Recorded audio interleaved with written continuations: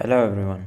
आज है 30 तारीख और जो आज के करंट अफेयर्स के टॉपिक रहेंगे वो आप यहाँ से पढ़ सकते हो। ठीक है, तो without any wasting our time let's start. पहला टॉपिक क्या रहेगा? Constitution day. तो 26 नवंबर 2022 एज ए कॉन्स्टिट्यूशन डे हम सेलिब्रेट करते हैं। क्यों करते हैं? क्योंकि आज के दिन ना 26 नवंबर 1949 को जो हमारी कॉन्स्टिट्यूएंट असेंबली थी, ठीक है, इसने हमारे संविधान को फॉर्मली अडॉप्ट किया था और इसको पूरी तरह से लागू 26 जनवरी 1950 को कर दिया गया था। इसी वजह से 19 नवंबर 2015 को जो ministry of social and justice and empowerment है, ठीक है, ministry of social justice and empowerment है, उसके द्वारा एक डिसीजन लिया गया जिसके अंदर कहा गया कि जो हमारी गवर्नमेंट ऑफ इंडिया है वो 26 नवंबर को एज ए कॉन्स्टिट्यूशन डे मनाएगी। ठीक है, कि संविधान दिवस के रूप में इसको सेलिब्रेट किया जाएगा। तो इस वजह से हर साल 26 नवंबर को as a constitution day celebrate किया जाता है। इसको नेशनल लॉ डे के रूप में भी मनाया जाता है। तो देख लेते हैं इस साल क्या अलग हुआ था। तो इस साल जो प्राइम मिनिस्टर नरेंद्र मोदी है, ठीक है, उनके द्वारा कुछ नए इनिशिएटिव को लॉन्च किया गया जिसके अंदर ई कोर्ट था। ई कोर्ट के अंदर वर्चुअल जस्टिस क्लॉक लगाई गई, ठीक है, साथ ही साथ जस्टिस मोबाइल ऐप 2.0, फिर डिजिटल कोर्ट और फिर स्वास्थ्य वेबसाइट को लागू किया गया। तो ये सब है क्या, देखते हैं। जो ई कोर्ट इनिशिएटिव है इसके अंडर में जो वर्चुअल जस्टिस क्लॉक है, इस इनिशिएटिव में सारा जो वाइटल स्टैटिस्टिक है, जो भी डेटा है जस्टिस डिलीवरी सिस्टम का, वो कोर्ट लेवल के ऊपर इसको इस क्लॉक के ऊपर दिखाया जाएगा। जस्ट इस मोबाइल ऐप 2.0 एक तरह का टूल है जो जुडिशियल ऑफिसर्स को अवेलेबल होगा, ठीक है, जितने भी इफ़ेक्टिव कोर्ट है या फिर केस मैनेजमेंट है उनके ऊपर ये मॉनिटर कर सकते हैं कि भाई कितने पेंडिंग है और कितनों का निपटारा हो गया, तो उनको इस ऐप से पता चलता रहेगा। साथ ही साथ डिजिटल कोर्ट जो इनिशिएटिव है, ठीक है, उसके जो कोर्ट के जितने भी रिकॉर्ड्स हैं वो अवेलेबल करवाए जाएंगे जजेस को इन ए डिजिटाइज फॉर्म, कि डिजिटल फॉर्म के अंदर वो जितना भी जो भी डेटा है कोर्ट का रिकॉर्ड है वो अपना उपलब्ध करवा सकते हैं खुद को। ठीक है, उससे क्या है ना, पूरा कोर्ट क्या है, पेपरलेस हो जाएगा। स्वास्थ्य वेबसाइट एक तरह का फ्रेमवर्क है तो जो to generate configure deploy and manage website for the publishing special information, specified जो इंफॉर्मेशन है, सर्विस है रिलेटेड टू डिस्ट्रिक्ट जुडिशरी, कि भाई डिस्ट्रिक्ट जुडिशरी से रिलेटेड जितनी भी कोई भी नोटिफिकेशन है, ठीक है, कोई भी मैसेज पहुंचाना है या फिर किसी भी तरह की इन्फॉर्मेशन है या फिर कोई भी काम काज है, अगर वो आपको किसी को पता करवाना है तो वो आप इस वेबसाइट से कर सकते हैं। ठीक है, ये जुडिशियल डिस्ट्रिक्ट लेवल के ऊपर ही होगी। तो ये हमने देख लिया कॉन्स्टिट्यूशन डे। अब कॉन्स्टिट्यूशन का फ्रेम कैसे हुआ था, ठीक है, हमारा कॉन्स्टिट्यूशन बना कैसे था। तो ये सबसे पहले कॉन्स्टिट्यूशन का आइडिया बनाने का किसको आया था? एम एन रॉय को। एम एन रॉय को आया था 1934 के अंदर कि एक कॉन्स्टिट्यूएंट असेंबली बनाते हैं हम, जिसका काम क्या होगा, कॉन्स्टिट्यूशन बनाने का, संविधान बनाने का काम उस जो संवैधानिक जो असेंबली है उसका काम रहेगा। ठीक है, जो कैबिनेट मिशन प्लान था 1946, उसके अंदर इलेक्शन हेल्ड हुए कि भाई कॉन्स्टिट्यूशन असेंबली को बनाने के लिए उसके अंदर इलेक्शन हुए। ठीक है, उसके बाद से the constitution of India is framed by the constituent assembly.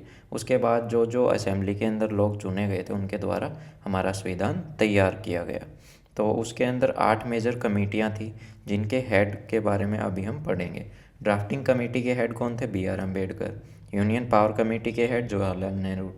साथ ही साथ यूनियन कॉन्स्टिट्यूएंट कमेटी के हेड भी जवाहरलाल नेहरू थे। प्रोविंशियल कॉन्स्टिट्यूशन कमेटी और साथ ही साथ advisory committee on fundamental rights, minority and tribal and excluded area committee के भी हेड कौन थे? वल्लभ भाई पटेल। जो रूल ऑफ प्रोसीजर कमेटी थी उसके हेड कौन थे? राजेंद्र प्रसाद। स्टेट कमेटी जिसके अंदर स्टेट्स के अंदर दूसरी स्टेट्स के साथ में नेगोशिएट किया जाएगा, उसके हेड कौन थे?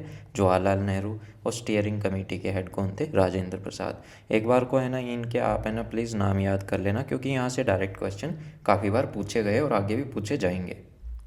की फैक्ट क्या है हमारे कॉन्स्टिट्यूशन के? एक तो वर्ल्ड का सबसे लेंथीएस्ट कॉन्स्टिट्यूशन है।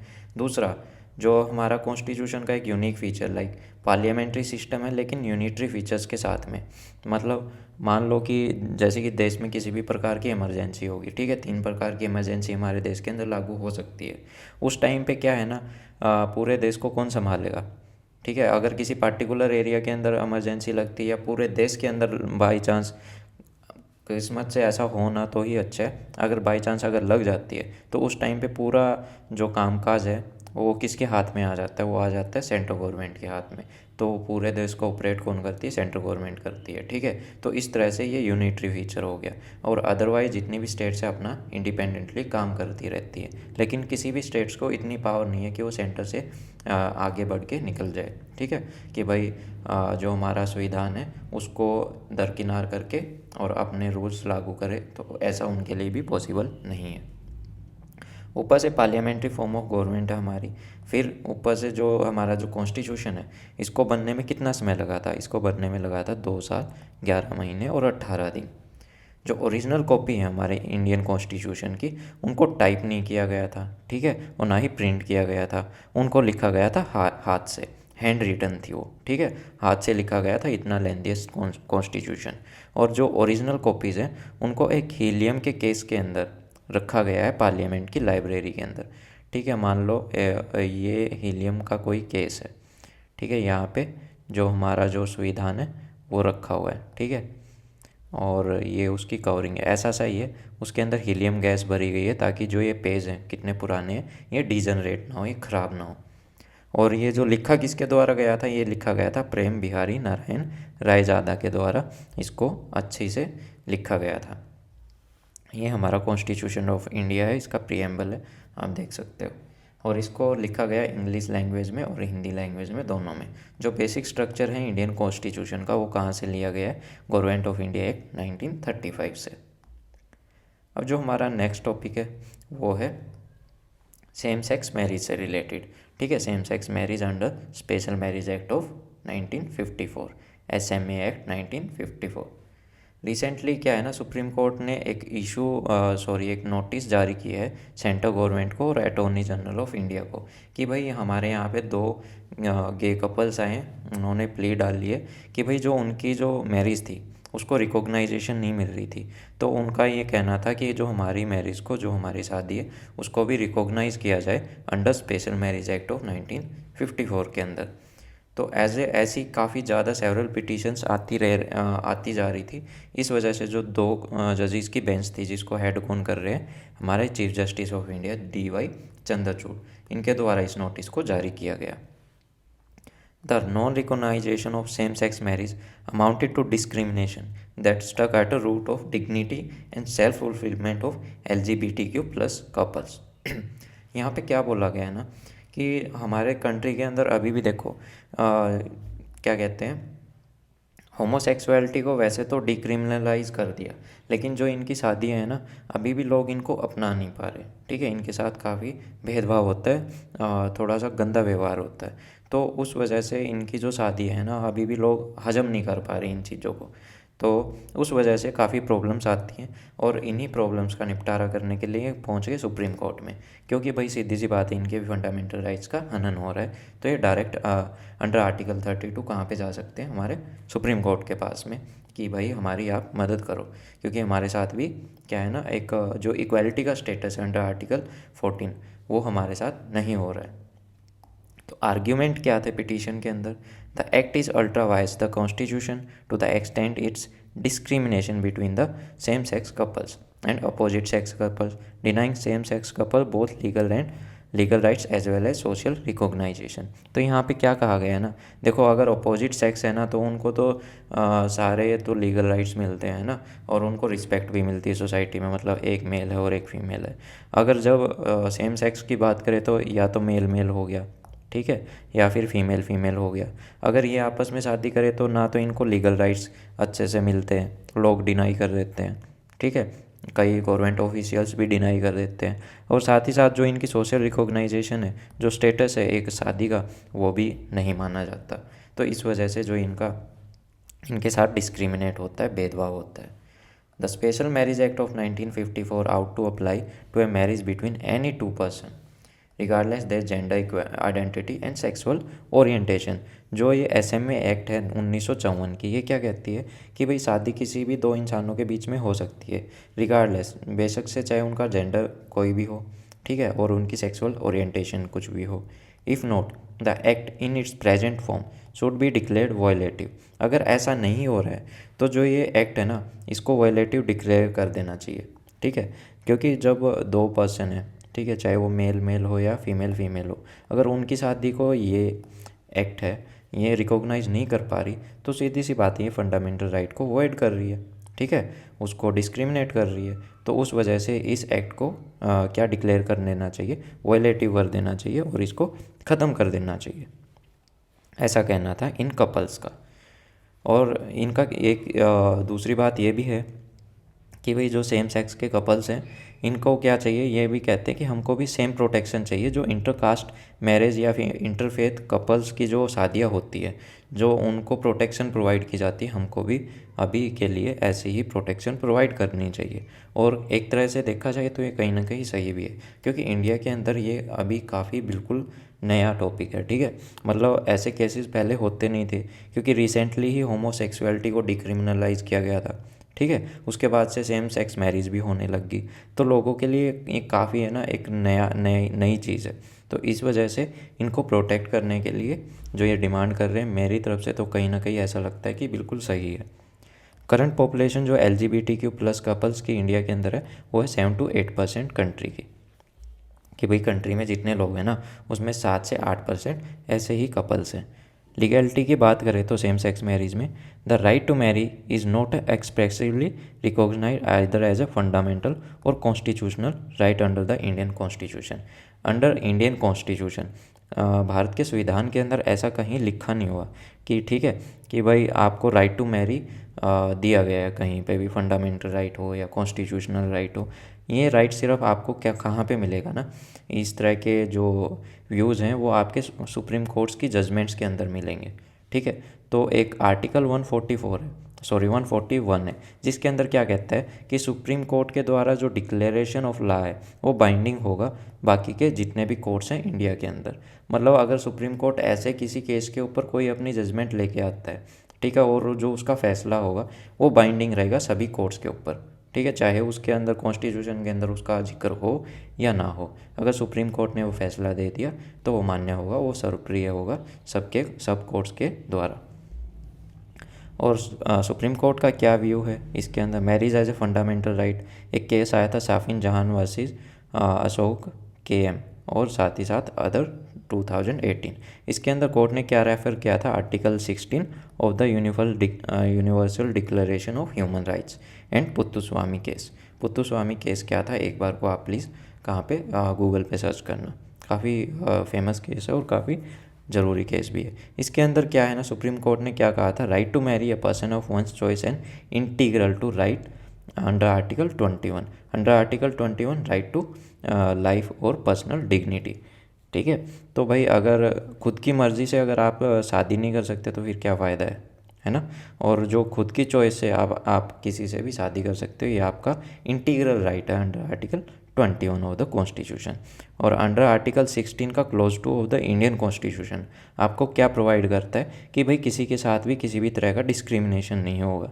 डिस्क्रिमिनेशन मतलब भेदभाव नहीं होगा, किन ग्राउंड्स के ऊपर, कि सामने वाले का रिलीजन क्या है, कोई बात नहीं, कुछ भी रिलीजन हो, वो आपकी मर्ज़ी, आप किसी से भी शादी कर सकते हो, कोई भी रेस हो, कास्ट हो, सेक्स हो, डिसेंट हो, कोई भी जगह की उसका कहीं पे भी उसका जन्म हुआ हो या फिर उसका घर कहीं पे भी हो, डजेंट मैटर, इंडिया के अंदर होना चाहिए। इंडिया के अंदर होगा तो वहीं पे सेम कानून जो इंडिया के हैं सबके ऊपर समान रूप से लागू होंगे।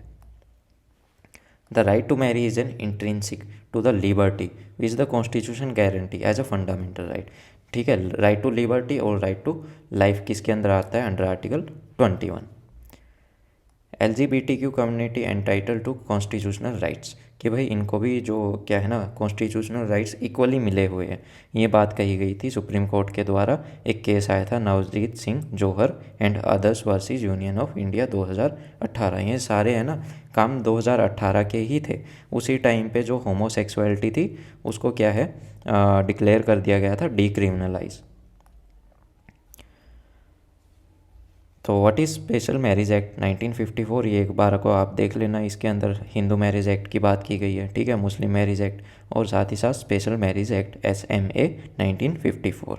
It is the duty of judiciary to ensure the right both husband and wife are protected, कि भाई जो भी हस्बैंड और वाइफ के जितने भी राइट्स हैं उनको अच्छे से प्रोटेक्ट किया जाए।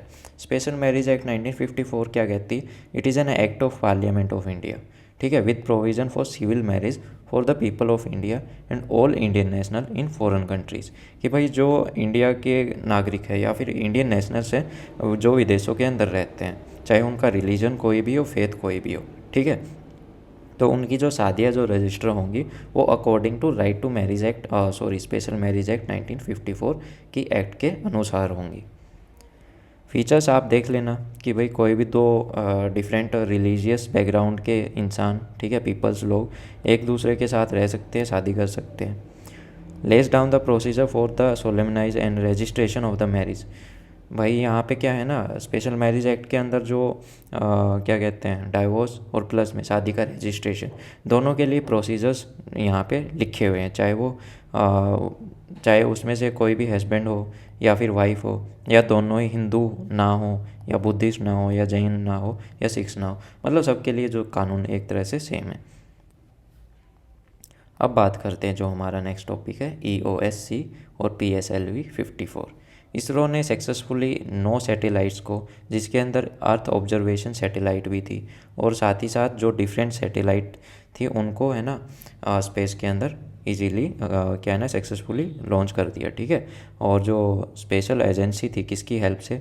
Polar satellite launch vehicle PSLV C54 के द्वारा इसको लॉन्च किया गया। It is the ocean set series 3rd generation satellite थी जिसको अभी छोड़ा गया है, ठीक है। ये अपनी सर्विस को कंटिन्यू करेगी ओशियन सेट 2 के बाद में। और जो इसका ऑनबोर्ड कैरियर पेलोड है वो करीबन 4 पेलोड्स है।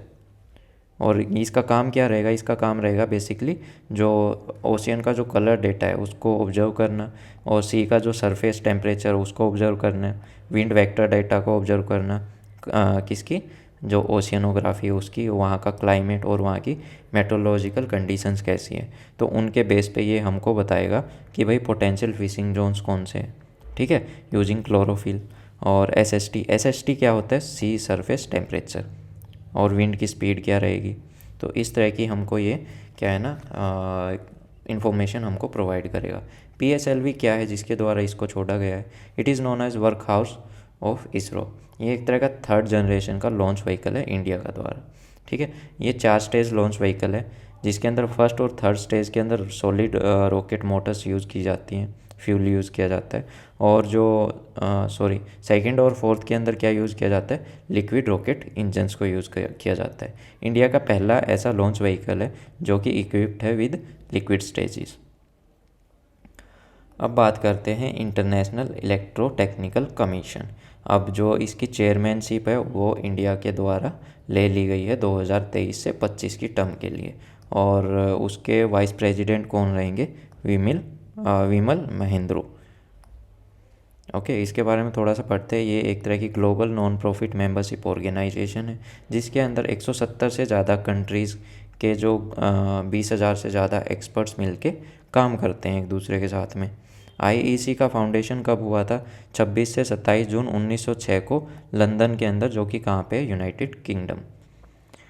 उस समय से लेके जितनी भी इलेक्ट्रिकल और इलेक्ट्रॉनिक टेक्नोलॉजी को सेफ़ और एफिशिएंट और रिलायबल बनाने का काम यहाँ पे एक्सपर्ट्स के द्वारा किया जाता है। स्टैंडर्ड मैनेजमेंट बोर्ड SMB इसकी एपेक्स गवर्निंग बॉडी है। किसकी? IEC क्या है? इंटरनेशनल इलेक्ट्रोटेक्निकल कमीशन, जो कि रिस्पॉन्सिबल है टेक्निकल पॉलिसी मैटर्स के रिगार्डिंग।